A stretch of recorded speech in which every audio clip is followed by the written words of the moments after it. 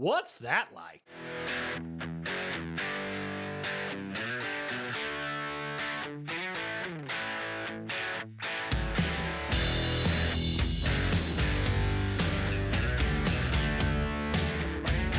What's going on out there, people? Hey, it's another episode of the What's That Like podcast. I am your host, John Knowles.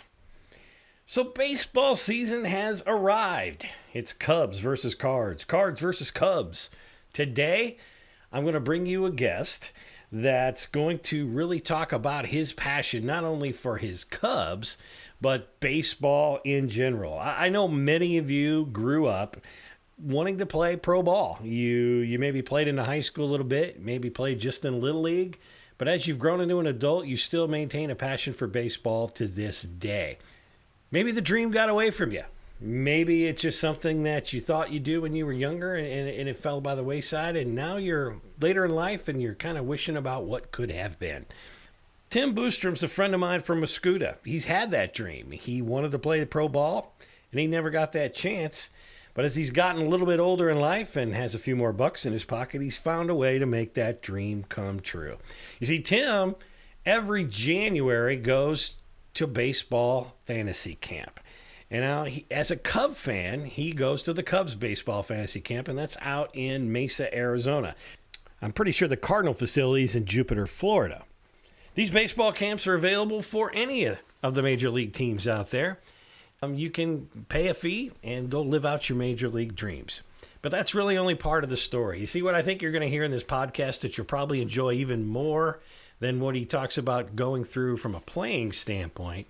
It's the camaraderie and the relationships he's built with some of his childhood heroes, the Cub players, and then also just the crazy behind-the-scenes stories that these guys tell about each other and maybe some of their own former teammates in years past. So with that, I'll shut up. I'm going to talk to Tim Boostrom about baseball fantasy camp and ask him, what's that like?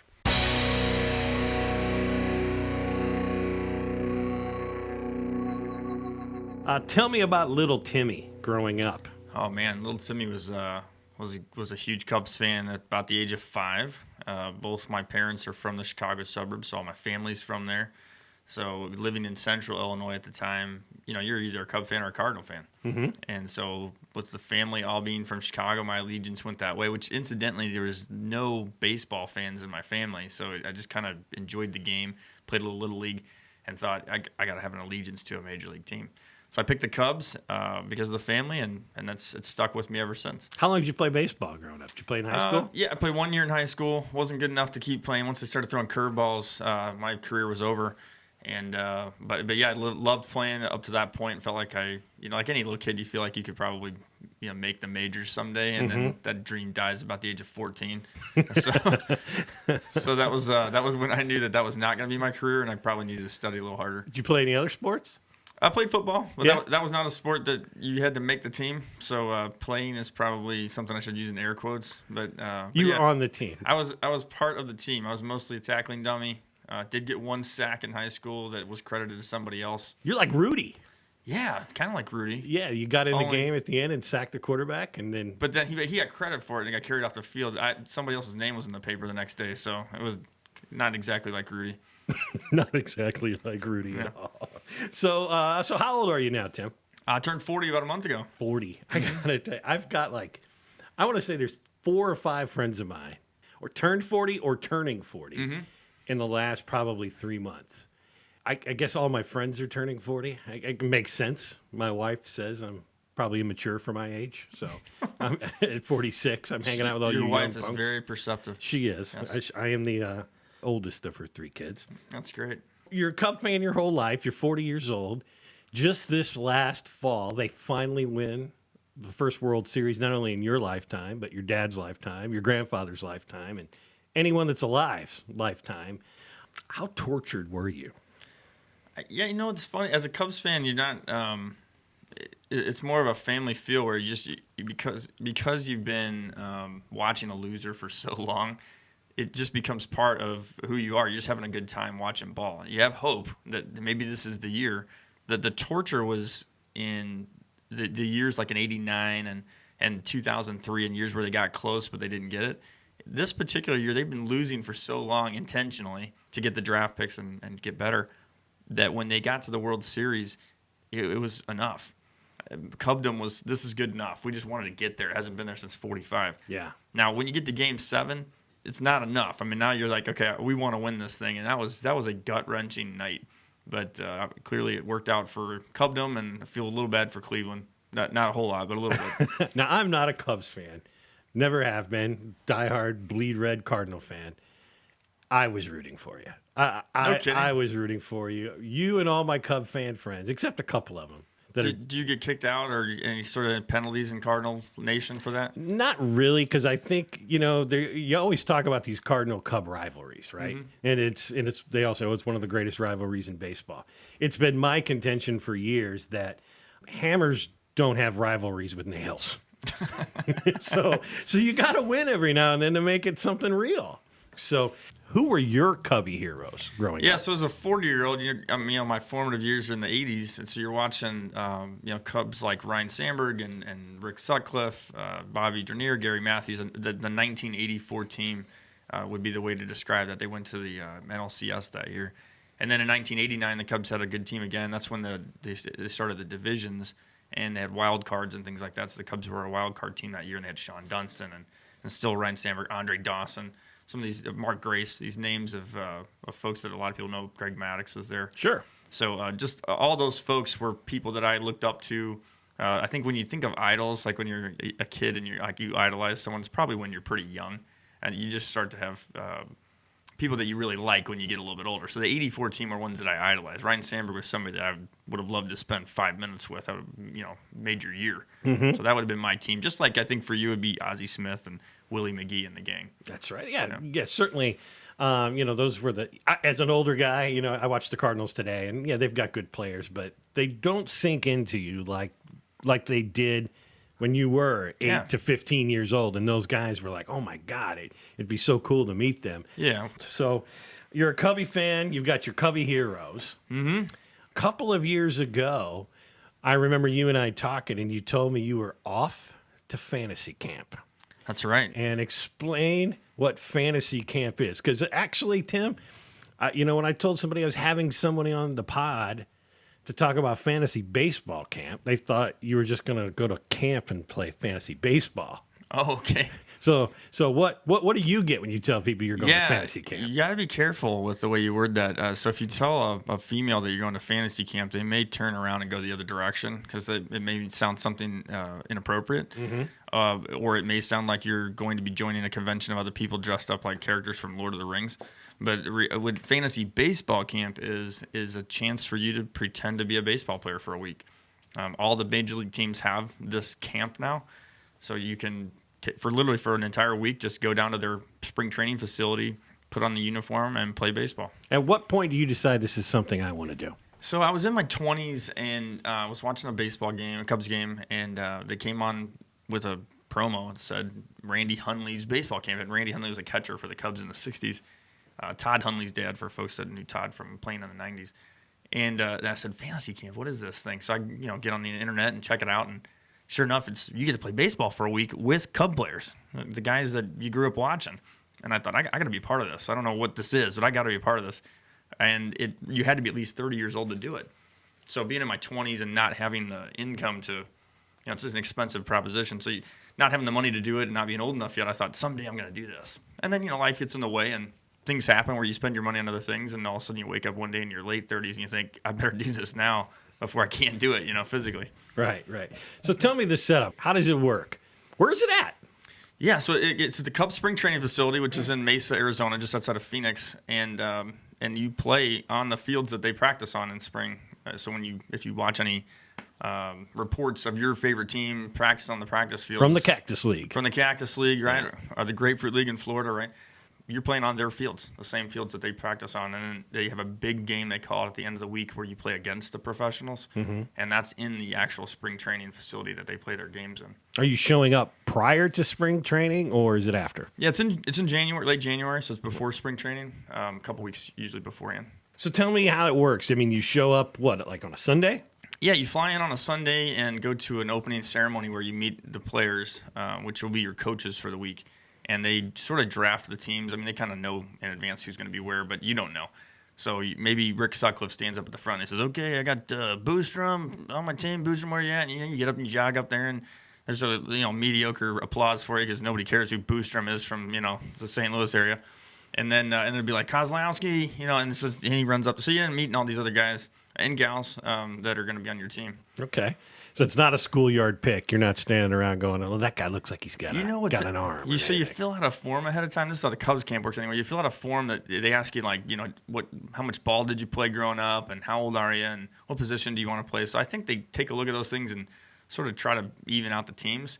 But every year somebody makes a mistake because there's at least one team with a number of guys that are too old or a little too heavy or not enough experience, and they at least have the positions figured out, or they got two guys that want to play catcher on every team. But you can usually tell that opening night, that team's going to be probably going to go 0 for the week. All right, so you mentioned two guys that want to be a catcher, and I also think about pitching. I mean, yeah. I coach my son's 14U baseball team, and if I go throw batting practice to those guys for an hour in the cage, I'm dying. Right. You're not pitching.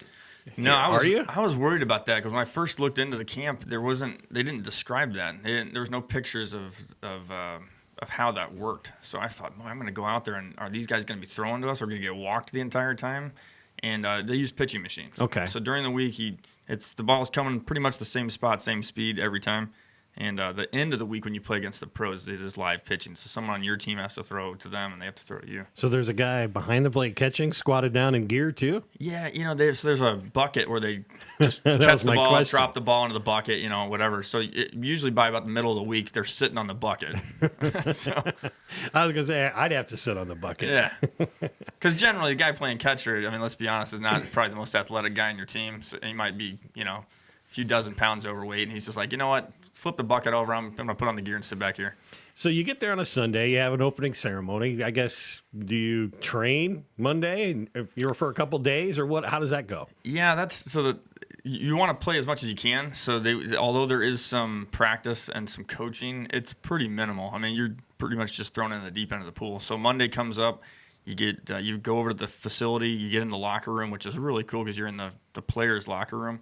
You got your nameplate over your locker that they end up all signing by the end of the week, and your jersey's hanging up there with your name on it. And that's a moment that for the first timers is off the charts. Yeah. You're thinking about the fact that the players that are currently playing are in these lockers, and you got your jersey with your name on it. It's surreal.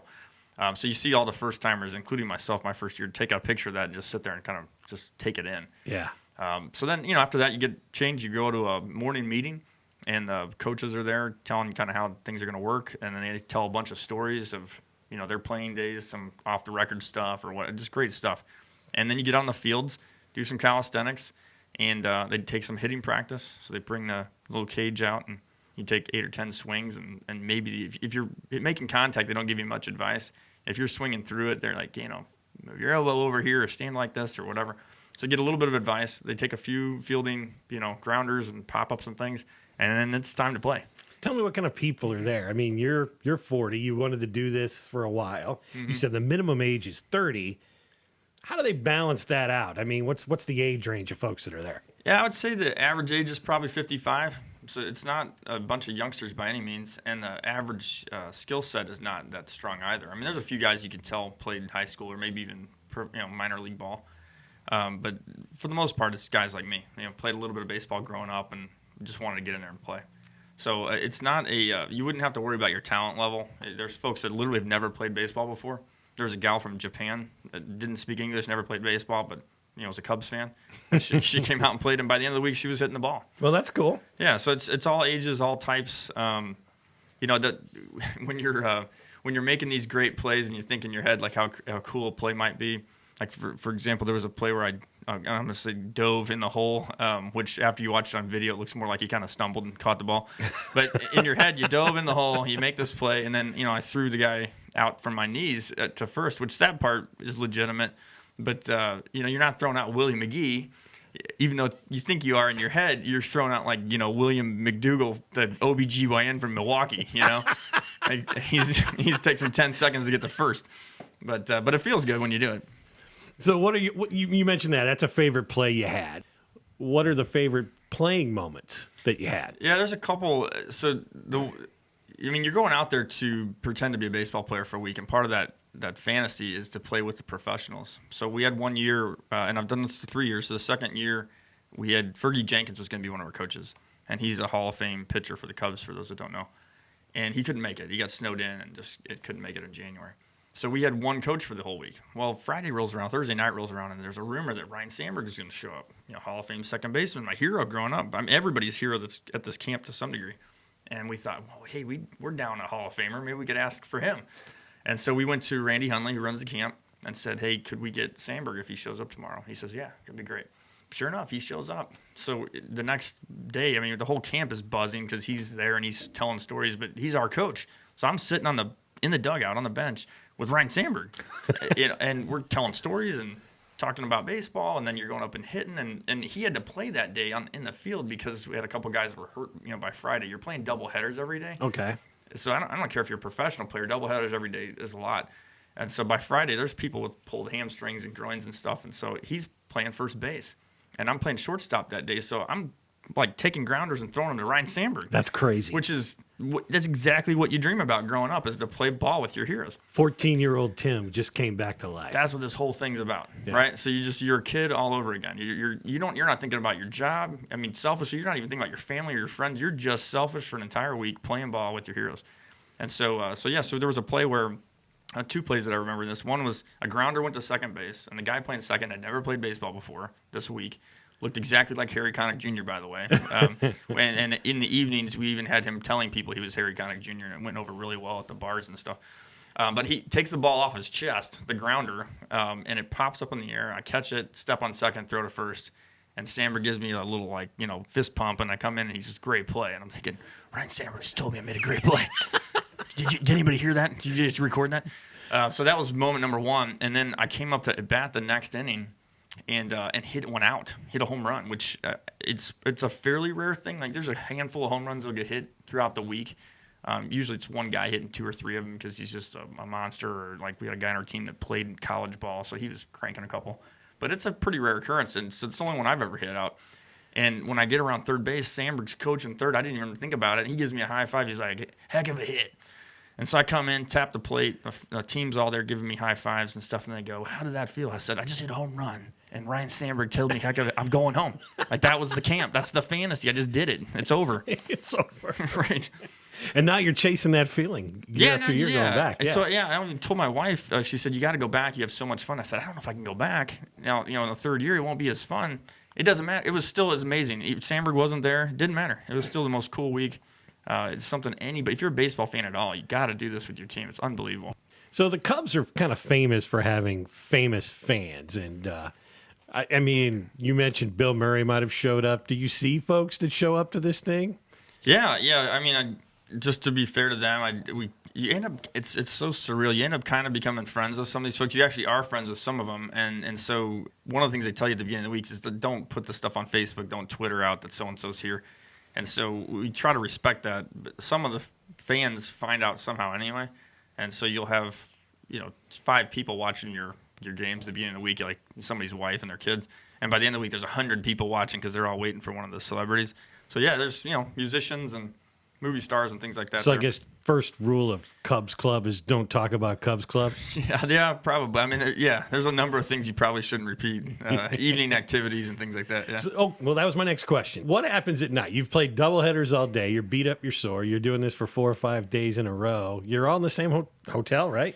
Yeah. So they get a kind of a modest hotel. It's inexpensive, and there's a pool and a hot tub out there. So they put a hospitality tent in between the two, and they have drinks and snacks and stuff. So after the games, you'll generally go out to dinner on your own, or with some of the campers or your family, and then you'll come back and you hang out at the hospitality tent until you're tired of hanging out there. But sometimes it's an all-night thing where people are just having a good time, having a few drinks, and swapping baseball stories with Willie Wilson or Rick Russell or Rick Sutcliffe or whoever's out there, and that's generally the evening activities. But yeah, because of the soreness, there's a masseuse that's on staff there that you can hire, and it gets booked up pretty fast. Yeah. If you don't sign up the first week, you end up going to some local masseuse because you just can't even get in. In fact, some of my favorite memories of this camp is that they have trainers that will, work out your hamstring. The same trainers the Cubs players use, work out your hamstrings or, put ice on stuff.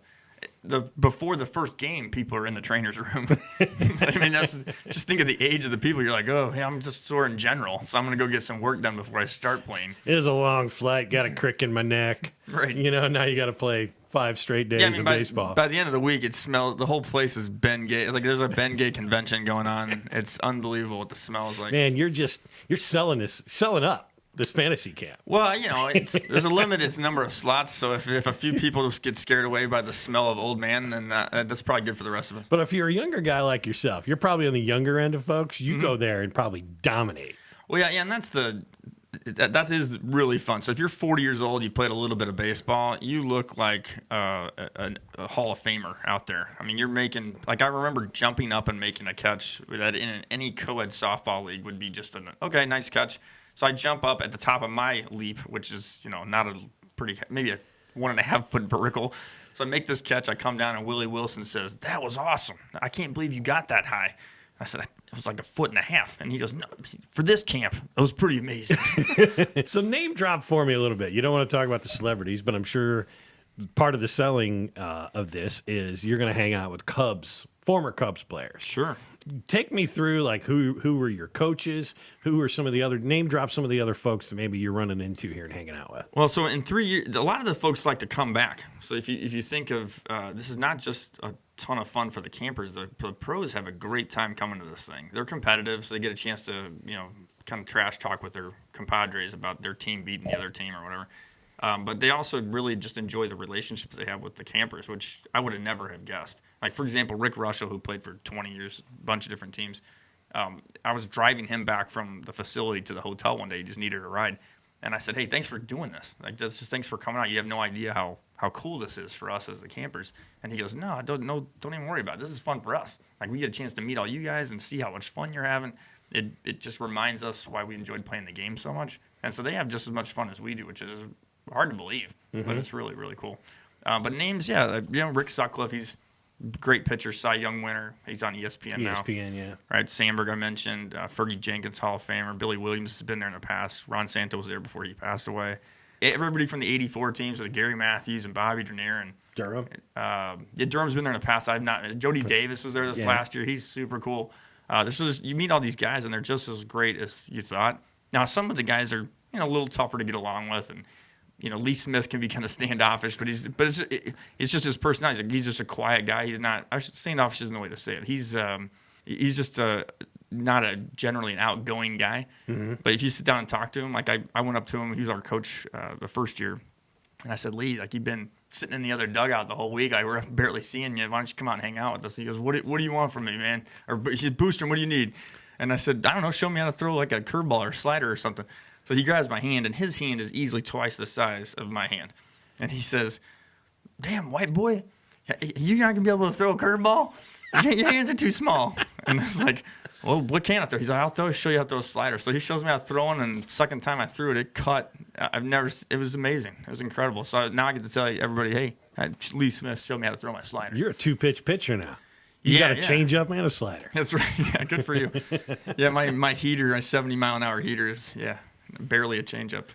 Did they tell any good stories, maybe baseball or otherwise, that maybe you want to share? Yeah. So, like I said, in the mornings they do the morning meeting is kangaroo court. So for those that don't know what that is, it's the teams will fine each other, like players will fine each other for making mistakes, and throw money into the kitty. And I don't know what they do in the pros with that money, but in the camp they give it to a charity that we all decide on ahead of time. So let's say a guy goes up to home plate and he's not wearing a helmet. It's $5 that goes in the kitty, and or we've had a guy go up there with his chest protector on still from playing catcher, and like, what are you doing? That's $10. But yeah, so you find people, and then after the fines are all decided, they might compliment. They go over the games of the day before and say, "Oh, so and so had 5 RBIs yesterday," and they give them a hand or whatever. But then they get into storytelling, and primarily it's to kill some time so the fields can kind of dry up and the sun can come out. But it's also it's some of the best time of the entire week is those mornings. They tell stories that are not the baseball stories that it's baseball behind the scenes. It's like a 30 for 30 on comedic baseball. So they'll tell a story about Goose Gossage mud wrestling in Yuma, Arizona in the minor leagues, which is a phenomenal story that I can't repeat. And they tell you, don't tell these stories. Don't repeat these stories because they don't want to get out, But there's a couple that I could share that we'll just leave the names out, and they're good. So for one, there was a pitcher that had decided he had a pregame routine where he'd eat the same thing every day, but for whatever reason, he decided to eat Mexican food one day before starting a game. And it didn't work out. So his stomach's turning while he's on the mound. And he's, when you throw, you really put everything into it. You use a lot of muscles, right? So he hurled a ball in there and had a problem. He had some explosive. He had explosive challenges. Yes. He realized it. Now this is it's on TV, right? And there's fans and there's players and stuff around. So he's worried that people are going to notice this at some point. So he quickly gets back up on the mound, gets ready, throws the next pitch, and intentionally overthrows and tumbles to the ground so that he falls on the seat of his pants, and he kind of rubs around a little bit in the dirt to sort of cover up the mistake. But it didn't work. So they figured out what he was doing and ended up even talking about it on the broadcast. In between innings, he handled the problem, but I thought that was a fantastic story, and it'd be fun if you knew who it was. And then another great story is one of the players, I think in the 60s or 70s, he's in the minor leagues and doesn't speak barely any English. And he's trying to make his way up. I think he's from Cuba. And he's every time he got up against this one particular hitter on another team, the guy would hit him every time. And the guy had it out for him. And so he was getting frustrated and he didn't know what to do about it. You're in a foreign country. You haven't been in there very long. Somebody's hitting you constantly with the baseball. You don't understand. Is it a cultural thing? Like, what's going on? So he goes to one of his buddies and says, so what should I be doing about this? And the guy says, take a knife to with you, and the next time he hits you, charge him out and pull the knife out. And he's like, really? That's what you do? He's like, yeah, he'll never do it again. So he does. So he puts a pocket knife, like a switchblade, I think, in his back pocket. He gets up to the plate. The guy smokes him, and he runs out to the mound. Now, this guy is, 6'5", 2 something. I mean, not the Cuban player. He's a small guy. The guy that's hitting him is huge. That's why he never charged the mound, because he couldn't take care of it. So he runs to the mound, and the big guy's ready to take him. And then he flips out the knife, and the guy turns around and literally runs away towards center field. So the hitter's like, what do I do now? So he chases him. So he runs after him into center field, and the pitcher runs all the way to the wall and then jumps the wall. And he literally leaves the field of play. So the hitter is now think about, you're this guy that some friend convinced you got to take a knife, you got to handle this. So now you're a baseball player. You've ran all the way to center field with a knife, and then you're like, now what? So he turns around, and the entire team, that guy's team, the pitcher's team, is coming after him. He turns around, they realize he's got a switchblade, and they start freaking out, and they run back the other way. So he goes, well, I guess I'd chase them. So he runs after them, chases them all the way into the dugout. This is during a game, an actual baseball game. Chases them all the way to the dugout. They finally take the knife from him, and this incident is over. Now, he told that story in consecutive years to us. The first time, that's all we heard, and everybody's laughing, and it's just it's hilarious. Nobody got hurt. It's just funny. The second year he told the story, someone asked the question that I wanted to ask, which was, what happened next? Did you ever face this guy again? Did he plunk you again? The pitcher quit baseball. After that incident, he left. He didn't even play ball anymore. So he literally scared him out of baseball. And the guy that took the knife out spent one night in jail. Wow. Yeah. Great stories. And I'm speechless. I mean, it just sounds to me like you have such a good time out there. Oh. I'll never forget it. I'm driving home this year, and I'm driving home in the car, and I don't text while I drive, kiddies. But on the phone, it pops up, and I couldn't help but look over, and it says, I just hit a triple over blankety blank's head. Yeah. Yeah, there's a... I mean, you said you don't want to name names. Pearl Jam. There's a famous Cub fan that's been on... If you're watching any of the playoff games, he's a musician. He's there a lot. Sometimes. Pearl Jam. Right. And, it was cool. So for those that watched Game 7, which I don't care if you're a Cub fan, Cardinal fan. It was awesome. Yeah, unbelievable baseball game. And at the last out was a little chopper that went to third. That the Cubs third baseman, Chris Bryant, went after, and he lost his footing. He picked the ball up, lost his footing, and threw it. The first ended up on his knees, and that was the final out of the World Series. And the place goes nuts and everything, right? Rizzo puts the ball in his pocket. You're right. So there was a game that we were playing against this particular individual that you're referencing, and his team, and was at shortstop, and there was a ball that was trickled up the middle, similarly to the Chris Bryant ball. And similarly to Chris Bryant, I ended up on my knees throwing the ball to first. But Chris fielded the ball cleanly, threw and slipped, and ended up on his knees. I fumbled the ball a few times, kicked it, ended up picking it up, ended up tripping over myself, falling onto my knees, and throwing the guy out. So totally different in my mind. Mine looked terrible. Even in my head, it looked terrible. Yeah. But as I'm coming off the field, this particular person came up to me and said, "That was just like Chris Bryant winning the World Series," and he gave me a high five. And I'm like, all right. I mean, whatever. There you go. Yeah. Hang out with celebs, man. That's the fantasy coming true. Correct. Question then to kind of follow this up. There's a saying out there. It's like never meet your heroes. Never heard that saying. Well, is that a real saying? It's a real saying. It's like never meet your heroes. You might be disappointed in what you come up with. Sure. So the idea of that hero might be different than really real life turns out to be. Has that been your experience at all? That's a great question, John. I think that's fair in certain circumstances. So if you make these guys out to be bigger than life, if you're your 8-year-old version of these people in your head, then yeah, it can be. You might be disappointed because you think they're superheroes. But if you go into this realizing that this is just some guy that made a lot of money playing a game, and now he's invested in real estate in Mississippi, then you're just chatting with the guy that has some real estate in Mississippi that happened to play baseball when he was younger. Yeah. So if you go into the right attitude as an adult, it's great. If you were actually 14 years old doing this, it probably would be disappointing at times. But by all means, they're by and large great people, very engaging. They're happy to talk to you. That's probably why they're there. You said Randy Hundley runs this. He probably weeds those folks that are just going to be not engaging out. Yeah, I've heard stories. I mean, this has been going on for 35 years. There's guys that have gone to it for 32 of those years. And they'll tell you stories about one or two guys that are just awful, that are there, and then they just aren't there anymore. They're there for a year or two, and they don't come back. Yeah. Let's boil it down. You said you waited a while till you could afford it. What's it cost? So I don't know what the other camps cost. Cubs camp is $4,500-ish. It sounds like a lot, and it is, but it includes a ton of stuff. So, for example, your hotel is part of that. Your breakfast and your lunches are part of that. There's 3 dinners for that it's a week long. So there's 3 of those dinners. The opening night, there's a barbecue for you where you can bring your family and meet the players. And then there's an end of the week ceremony where they give out the trophies and signed autograph balls and stuff like that. So really, you're paying for a couple dinners on your own. You get a jersey or your uniform? Yeah. You get 2 jerseys. So you get a home and an away uniform. You get there's a couple gifts that they give you. And, the evenings, again, the snacks and drinks and stuff are all included. They videotape all the games. There's a photographer out there taking pictures. Some of that stuff's extra that you have to pay for, but they give you a lot of free stuff.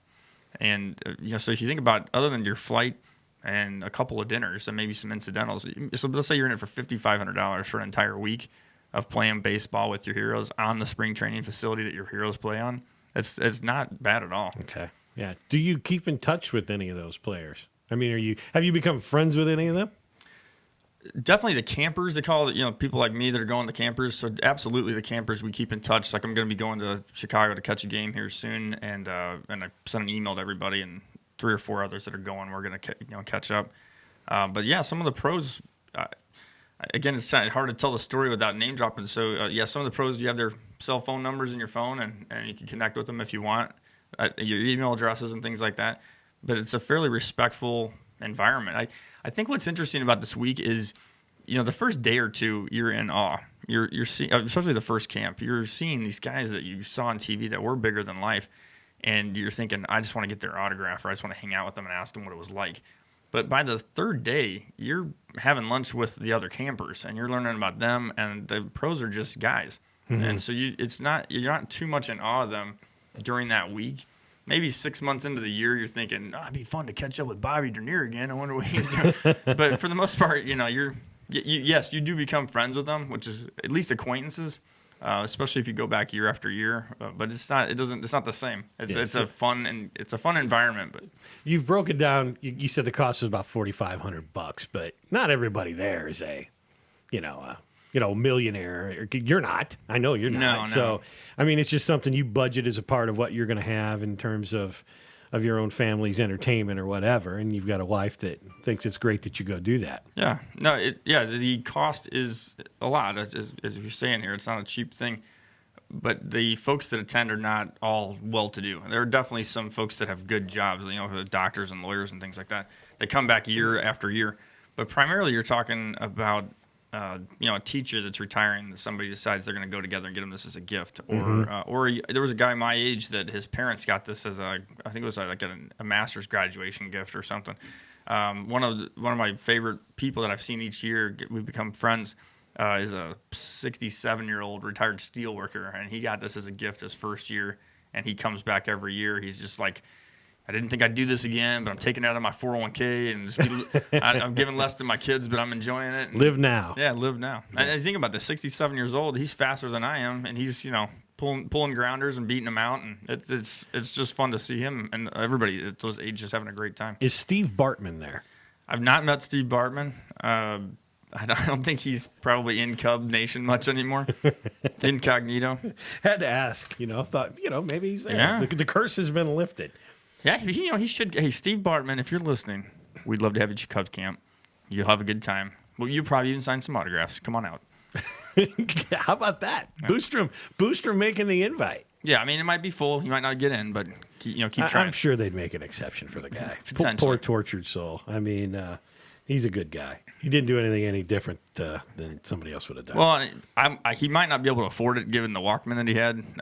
He wasn't keeping up with the technology. It might have been from a cost standpoint. That was 2003, Tom. Yeah, it looked pretty outdated. I mean, even I have outdated technology, and I thought it was outdated. But your Cub hat that you're wearing right now looks possibly that old. Yeah, that's true. Yeah. And with those headphones you got on, you kind of. Do I look a little like in studio Steve Bartman? Steve Bartman with a beard. Wow. Steve Bartman in the flesh. Any other fantasies you want to live out at any other camps? I have friends that are other baseball fans, obviously, Orioles or Cardinals or whatever, and as I've told them the stories, they just want to play. They want to do this. Everyone's like, I got to save up the money and do this with my team. And I've told those folks, if you do that, I'll go with you. Like, so maybe I'd not do the Cubs camp that year and come do the Orioles camp or whatever it may be, because the experience should be essentially the same. But there is something about watching a first-time camper and how much joy they get out of it that just makes you so happy. So it would be fun to see my friends having the same fun. And plus, it's just nice playing ball with a buddy of yours versus random strangers that become buddies. I got to imagine, growing up around here like we do in the weather and the fields, and you got the mixed grass and things are in and out. Just going out there on that perfectly manicured field in, what's the stadium the Cubs play in? It's called Sloan Park. Sloan Park. It's just got to be unbelievable. Everything's just perfect probably all day long. It's Field of Dreams, the natural. When you see those movies where they editorialize, that's not the word, but they just make it look incredible. The movie, it's cinematography. There you go. So the thematic part of this, where you walk out and see the grass and it's glistening in the early morning and the sprinklers going. It's exactly that. I mean, exactly that. But you also get the smells and the feeling of the sunlight on you, and so then you're down on the field warming up, and you're getting goosebumps, and you're in the dugout. This is the big game at the end of the week in Sloan Park. Okay, we're at the big game at the end of the week. Big game. You're going to be playing against the pros, and the format for it again is if you win third place. So there's 8 teams that play during the week of campers. If you end up in third place, you're playing the third inning. If you're first place, the first inning, that sort of thing. So you're excited. You can't wait for your inning to play against the pros. And the way the Cubs camp is set up, your entire lineup bats one time. They don't really even record outs. It's just you go, you hit 10 guys, 11 guys, whatever it is, you score as many runs as you can, inning's over. And then you try to get the pros out with traditional 3 outs. And then they play the whole 8 innings, in this case with 8 teams. And you try to beat them. And in the 35 years, the Campers have won one time, and it was under controversy. It's still under review. It's still under review. So in this game, you come up, is it now batting from Mascoutah, Illinois, Tim Boostrom? Yeah, since nobody knows Mascoutah, so they do that, believe it or not, and you tell them how you want it to be said. So I just told them downstate Illinois, since everybody's familiar with Chicago, and they all call it downstate around here. So Joliet is downstate. Yeah, so. Springfield's downstate. So I just figured, I'll just be downstate. No one's going to care. Yeah. I didn't want to say St. Louis, because I actually did. So Jason Hayward and Kyle Schwarber are current players, which, of course, Cardinal fans know Jason Hayward. They came to one of the morning meetings this last year just to I don't know, pep talk for the crowd. And the place is going nuts, rooting on the champs. And so I stood up and said, "Hey, Hayward, quick question. I'm from the St. Louis area," and I couldn't even get the rest of it out. Like, it was just boos and sit down and FUs, and it was unbelievable. But anyway, so I decided to not refer myself as the St. Louis guy anymore. So now I'm downstate Illinois guy. But anyway, so you line up on the lines, and they introduce you. You walk up, you tip your cap, and a PA guy introduces you. So it was Tim Boostrom, downstate Illinois, and then you go clap everybody's hands like they do in the All-Star game.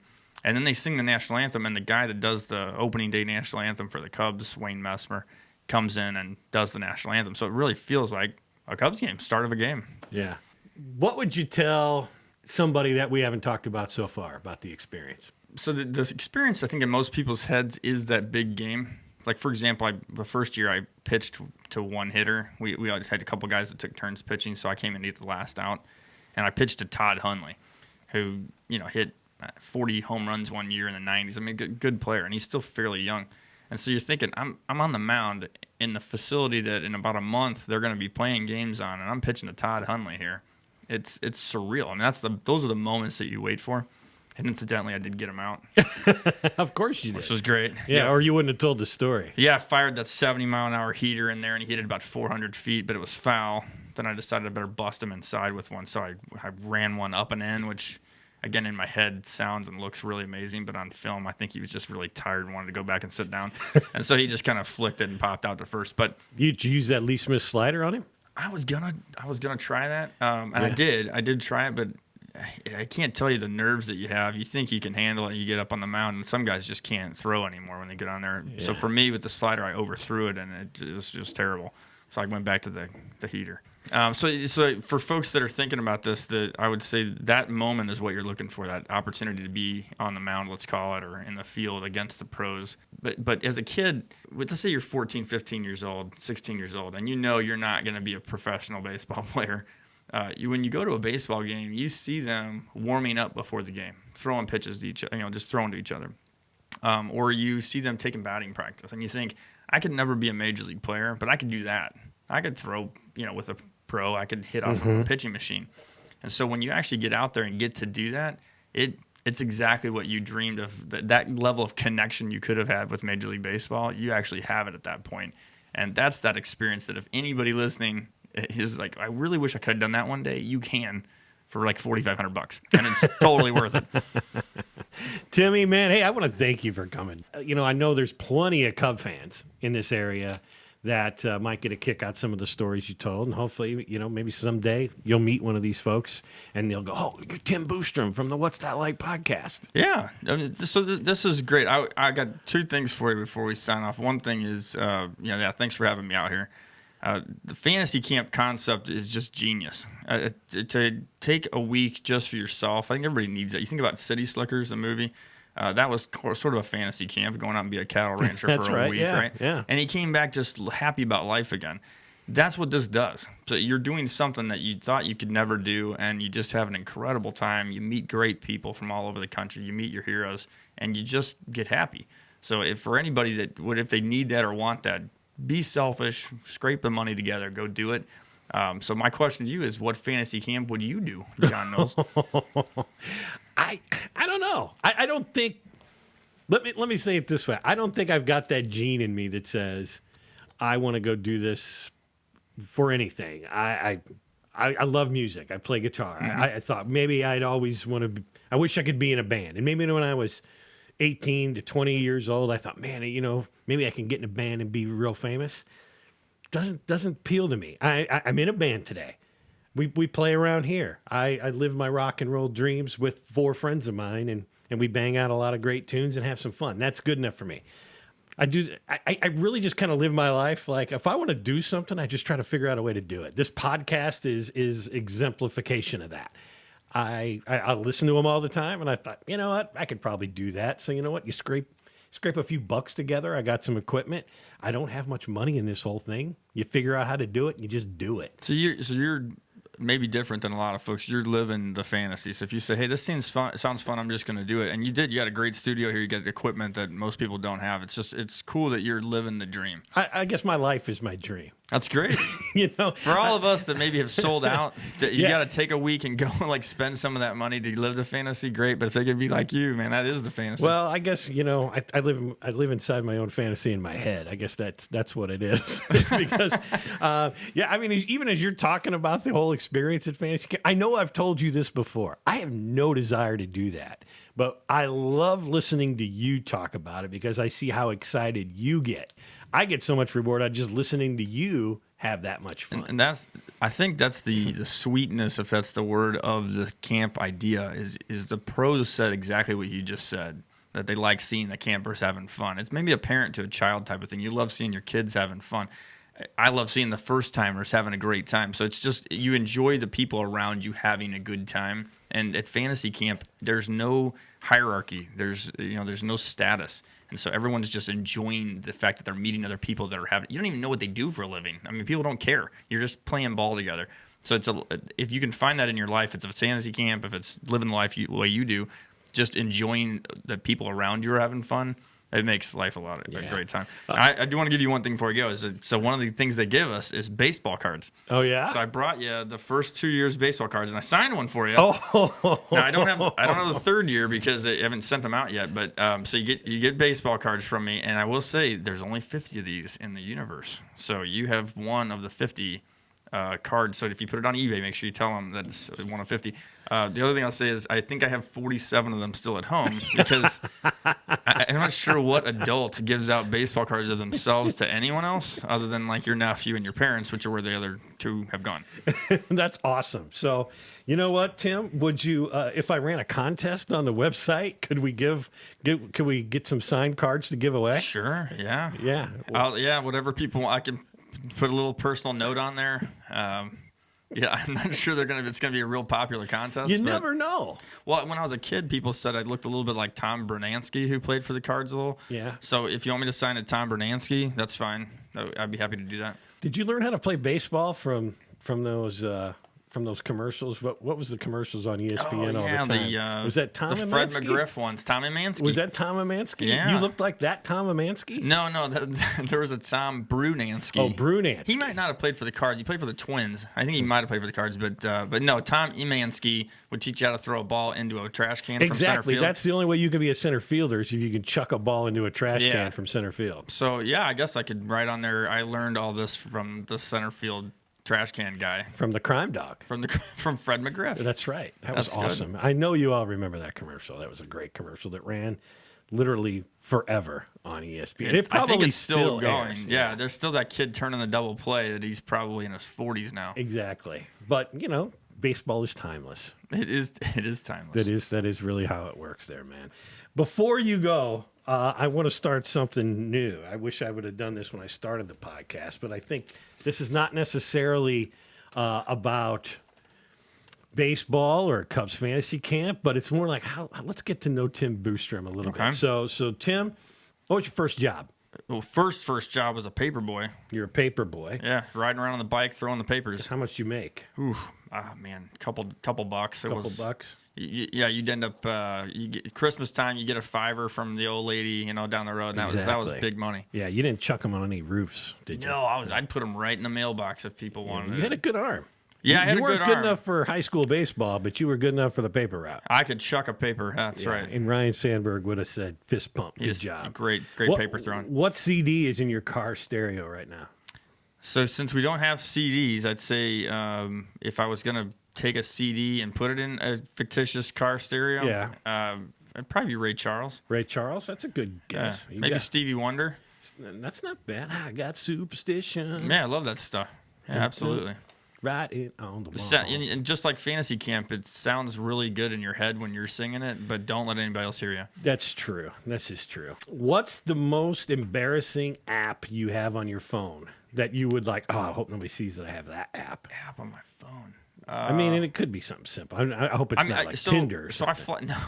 I fly around a lot for a living, and I always notice guys my age and older that have their iPads out and they're playing Candy Crush or something for like 2 hours on the plane. And I always wonder, like, do you realize other people might know you and you're playing Candy Crush for 2 hours? Yeah. So that to me seems a little embarrassing, and I don't have that, but I do have games on my phone. So I have like a baseball game and a basketball game. So I'd probably say those games. I would have said McDonald's, but that's okay. There's a McDonald's app? Yeah, you can join the coffee club, man. Yeah, no, I don't have that. Is that your most embarrassing app? Probably. The McDonald's app. Yeah, because I'm a fat guy. That's why it's embarrassing. And I thought there was a McRib tracker as part of it, but there's not. So. Now, if there is, you let me know because I do love the McRib, and I will download it. What was your favorite Christmas gift you ever got as a kid? So this just popped off the top of my head. Favorite gift, we got a train set one year, and it was running around the bottom of the train, a tree, and it's like right out of a movie, and I loved that thing. Just loved it. And I don't even know why, because it was literally just in a circle. You just turn it on and off. But that was a cool gift. Well, when you get a train set when you're a kid, it's not what the train does. It's where you imagine the train is going. You saw in your head the little town around it and the crossing, and then probably within the first hour, you tried to figure out how to crash it into something. Yes, definitely. I'd take no more was it a loop. It was a straight line, and it would run into the fireplace or whatever. Yeah. That's awesome. Mm-hmm. All right, final question. What TV show would Tim Boostrom be a character in? So it would definitely be the Big Bang Theory. Okay. The reason for that is both my wife and I have physics degrees, which neither one of us used them. But when that show the pilot first happened, we'd heard about it before it came on. And so we've seen every episode of the show because the folks in that show we went to college with. I mean, not literally, but exactly what they're talking about, the games they play, their whole lifestyle. Mm-hmm. I could definitely be a consultant on the show, but I think I could be one of the more... let's call it the straight physics guy on there, not maybe like goofy one. Not like Will Wheaton.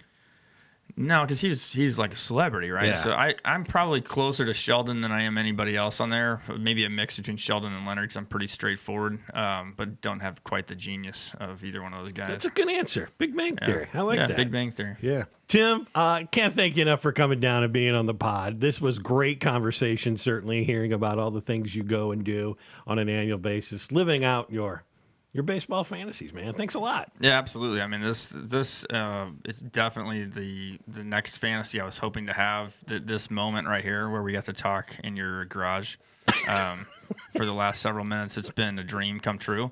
Well, there you go. I mean, because you're going to be a star someday. I got baseball cards. You have baseball cards from me. I have this moment to remember forever. Yeah, we'll take a selfie later. It's incredible. Yeah, absolutely. Thanks a lot, buddy. I really appreciate you coming down. All right, thank you.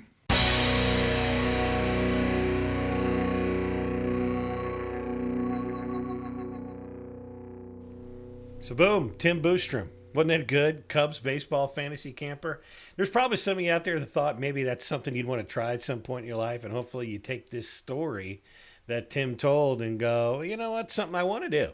Something that I'd like to try, or maybe you look at it and go, well, that's something that's really not for me. The baseball stories he told were good in terms of what happens on the field.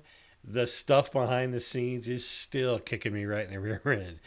Really funny stuff. I want to thank Tim a lot for doing that. I wanted to end today's discussion with another friend of mine that's visited all 32 Major League Baseball parks, but couldn't connect with him on the phone, and I think we've ran out of time. So, Greg Shively, we'll try to catch you next time.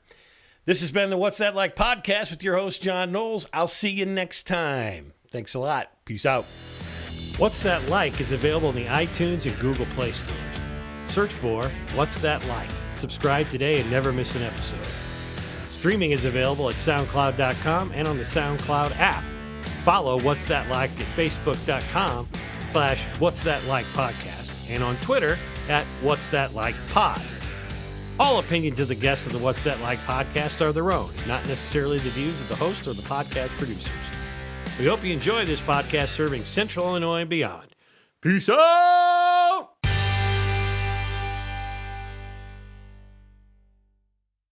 You know, here's a story. You and I have known each other. God, we used to work together about... We still work together, but not in the same... We're at the same place. Right. Same company. We're in the same company, but we actually sat right next to each other for a long time. And I'll never forget this story. When you got a voicemail on your phone one time. I did. What did that voicemail? You pick up your phone. This was, 10 years ago? Probably longer than that. Yeah, so out of nowhere. It's got to be 15. I get this phone call out of nowhere, a number I don't recognize, so I let it go to voicemail. And I play the voicemail, and it's, you probably remember better than I do, but it basically said, "Hey, Scoop, I got your stuff." call me back, and left the phone number. So I don't know what the stuff was, and evidently I'm Scoop. I don't know what this guy's name was, but I bet it was equally as awesome. I thought, I remember it. That was like, yo, man, Scoop. Yeah. I got that bleep. I got your stuff. No, he said stuff, I think, but maybe that's just in my head. But he says, hey, yo, Scoop, I got your stuff. Hit me up or call me up. And I kind of kicked myself that I didn't call him. Could have got some Could have made a stuff. friend, yeah. Yeah, I mean, Right. reached out. Yeah, I mean, because it could have been like, he's like, I picked up the weed checks that you needed, or whatever. And that Exactly. I like weed checks. We could have become friends. You could have became friends. I kind of like the nickname Scoop, too. It never caught on. Well, I told I that know. story hundreds of times, and I'm still Tim. I called you Scoop for a while, Yeah, just for the hell of it. I just don't look like a Scoop, I You guess. don't look like a Scoop. No. No, you don't. You don't.